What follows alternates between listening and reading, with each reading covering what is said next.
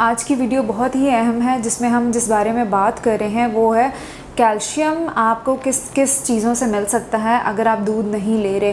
क्योंकि बहुत से ऐसे लोग हैं जिनको दूध से एलर्जी होती है, जिसको हम लैक्टोज इंटॉलरेंस कहते हैं, और वो दूध नहीं ले पाते और वो पूछते हैं कि अगर हम दूध नहीं लेंगे तो क्या हमें कैल्शियम की कमी हो जाएगी, और अगर हमें हो जाएगी तो हम किन किन मसाइल का सामना करना पड़ सकता है। तो ये वीडियो उन लोगों के लिए है ताकि वो समझ सकें कि कैल्शियम क्या है, किन किन चीज़ों में मिलता है, उसका क्या रोल है, उसकी कमी से आपको क्या क्या मसाइल हो सकते हैं। अस्सलाम वालेकुम, मेरा नाम डॉक्टर महविश इदरीस है और मैं एक क्लिनिकल डाइटिशियन और स्किन एक्सपर्ट हूँ। और बेसिकली जितने भी माहिर ग़िज़ाइयत होते हैं उनका काम क्या होता है कि वो ग़िज़ा से आपकी इलाज कर रहे होते हैं, और आप देख रहे हैं सेहत ज़िंदगी। अगर हम कैल्शियम की बात करें तो वो बहुत इंपॉर्टेंट एक मिनरल है। 99% वो हमारी बोन्स यानी हड्डियों में और हमारे दांतों में पाया जाता है, और सिर्फ 1% हमारे पूरे जिस्म में और मसल्स में पाया जाता है। इसकी कमी से क्या क्या मसाइल हो सकते हैं? कैल्शियम की कमी से आपको हड्डियों के मसाइल हो सकते हैं, दांतों के मसाइल हो सकते हैं, ग्रोथ के मसाइल हो सकते हैं, खुदा न खास्ता आपको ऑस्टियोपोरोसिस, ऑस्टियोपीनिया, हड्डियों के मौत से मसाइल हो सकते हैं। अगर देखा जाए तो दूध बहुत ही अच्छा खुराक है, कैल्शियम के लिए अच्छी उसमें कैल्शियम पाया जाता है। लेकिन जिस तरह मैंने बात की कि कुछ लोगों को दूध सूट नहीं करता, उनको ब्लोटिंग हो जाती है, या उनको डायरिया हो जाता है, या उनको गैस्ट्राइटिस हो सकता है, या और कोई मैदे के मसाइल हैं, या वो हज़म नहीं कर सकते लैक्टोज इंटॉलरेंस की वजह से।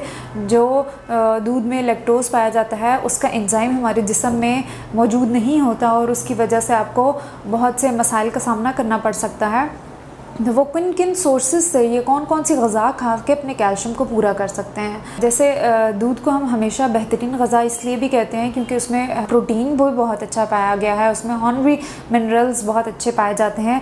लेकिन आजकल की इन्वायरमेंट की अगर बात करूँ, जैसे कि प्रोडक्शन बहुत ज़्यादा हो गई है, डिमांड बहुत ज़्यादा हो गई है, तो नॉर्मल की बजाय उनको इंजेक्शंस लगाए जा रहे हैं, हार्मोन्स लगाए जा रहे हैं, ताकि उनकी जो मकदार है उसको बढ़ाया जा सके।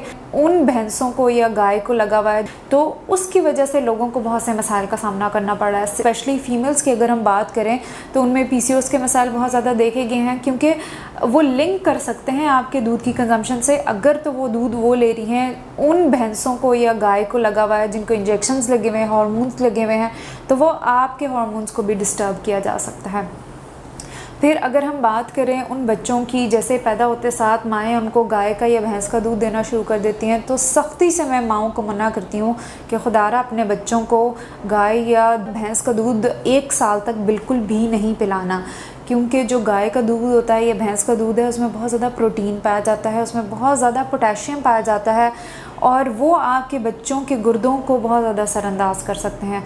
या फार्मूला कोई लगाएं, या सबसे बेहतर ये कि माँ अपना ख़ुद दूध पिलाए, वो सबसे बेहतरीन ग़िज़ा है। लेकिन अगर माँ किसी वजह से वो नहीं पिला सकती, या उसको कोई बीमारी है, या डॉक्टर ने मना किया, या आ नहीं रहा, तो वो फिर फार्मूला की तरफ जाए, क्योंकि वो डिज़ाइन ही बच्चों की सेहत के मुताबिक किया है, उनकी उम्र के मुताबिक, उनकी जो ज़रूरियात है उसके मुताबिक बनाया गया है।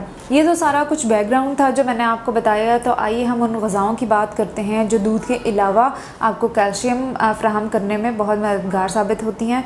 उसमें अगर हम फलों की बात करें या सब्ज़ियों की बात करें तो ग्रीन लीफी वेजिटेबल्स, जिसको हरे पत्तों वाली सब्ज़ियाँ कहा जाता है, उसमें बहुत ही अच्छा कैल्शियम पाया जाता है। जैसे ब्रोकली हो गया, पालक हो गया, साग हो गया, मेथी हो गया, भिंडी होगी, इसमें बहुत अच्छा कैल्शियम पाया जाता है। फिर अगर हम नट्स की बात करें तो उसमें बादाम, अखरोट, पिस्ता, इनमें बहुत ही अच्छा कैल्शियम पाया गया है। जिन लोगों को गाय या भैंस का दूध सूट नहीं करता उनको हम ये भी कहते हैं कि आप बादाम का आलमंड मिल्क इस्तेमाल कर सकते हैं। फिर अगर हम लेग्यूम्स, दालों की बात करें तो उसमें सोयाबीन बहुत अच्छा है। इस तरह से सोयाबीन का मिल्क निकाला जा रहा है, एक्सट्रैक्ट किया जा रहा है, सोया मिल्क बोला जा रहा है, वो बहुत ही फ़ायदेमंद है शुगर के पेशेंट्स के लिए, ब्लड प्रेशर के पेशेंट्स के लिए, बच्चों के लिए, लैक्टोज इंटॉलरेंस वालों के लिए, मेमोरी, जिन लोगों को मेमोरी का प्रॉब्लम है या ब्रेन का प्रॉब्लम है, अल्जाइमर के मरीज़ जितने भी हैं उनके लिए सोया मिल्क बहुत ज़्यादा फ़ायदेमंद है। तो अगर आपको कोई भी इस तरह का मसला है, लैक्टोज इंटॉलरेंस है या कोई और बीमारी है उसमें, जिसमें आपको गाय का दूध, क्योंकि उसमें चिकनाई भी बहुत ज़्यादा होती है, भैंस के दूध में भी चिकनाई ज़्यादा होती है, तो उस कंपैरेटिवली सोया मिल्क में बहुत कम चिकनाई पाई जाती है। तो वो आपके हार्ट हेल्थ के लिए, आपके दिल के मरीज़ों के लिए, जिनका कोलेस्ट्रॉल बढ़ा हुआ है, उनके लिए बहुत ज़्यादा फ़ायदेमंद है।